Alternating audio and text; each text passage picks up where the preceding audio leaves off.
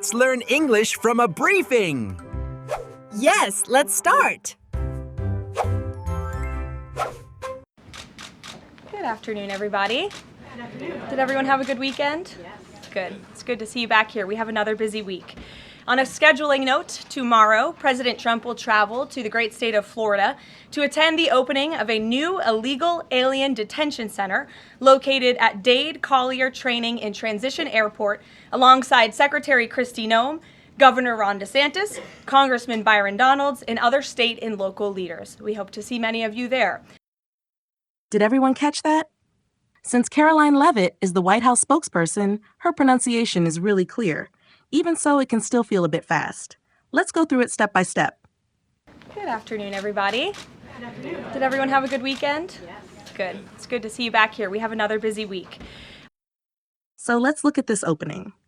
The speaker begins with a warm good afternoon and then asks if everyone had a good weekend. That's very common in American workplaces or classrooms on a Monday. It's a light, friendly check-in, not a serious question. Then the speaker follows with, "It's good to see you back." That's a welcoming phrase you can use when people return after a short break. Together, these expressions create a friendly atmosphere before moving into the main topic of the week. On a scheduling note, tomorrow, President Trump will travel to the great state of Florida to attend the opening of a new illegal alien detention center located at Dade Collier Training and Transition Airport alongside Secretary Kristi Noem, Governor Ron DeSantis, Congressman Byron Donalds, and other state and local leaders. We hope to see many of you there. So here the speaker is shifting into official information. The phrase, on a scheduling note, is like saying, "Now let's talk about the schedule." It prepares the audience for a change in topic. Then we hear that the president will travel to Florida for the opening of a new illegal alien detention center. Let's slow down here. The phrase, illegal alien detention center, sounds complicated, but we can break it into parts. First, illegal alien. In government language, this means a person who came into a country without legal permission. Illegal means not allowed by law. Alien here doesn't mean a creature from space. It's an old legal word for foreigner. So together, illegal alien means a foreign person who entered without permission. Second, detention. This word means being kept in one place and not allowed to leave. For example, if students misbehave at school, sometimes they get detention, which means they must stay after school. In this case, it means being held by the government.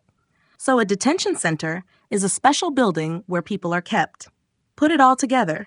An illegal alien detention center is a government facility where people who came into the country without permission are kept while the government decides what to do. And one more note, it's very formal and political language. In everyday life, people might just say immigration detention center or a place for people without legal papers because illegal alien can sound harsh. Next comes located at. This simply means placed at or found in. For example, you could say, the office is located at Main Street.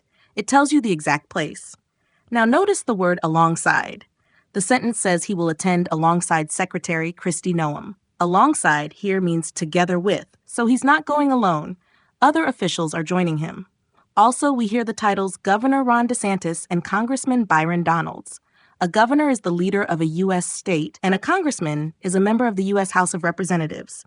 These titles show the importance of the people at the event. So overall, this long sentence is announcing a trip, explaining what the event is, where it is located, and which leaders will be there alongside the president. And the final sentence is, we hope to see many of you there. Here the key phrase is we hope to. This is a polite way to express a wish for the future. In this sentence, it means we want you to come, or we would be happy if you join us. You can use it in daily life too, like, we hope to see you at the party. We hope to meet again soon. So it's just a friendly, positive way to invite people. That's all for today. I'll see you next time.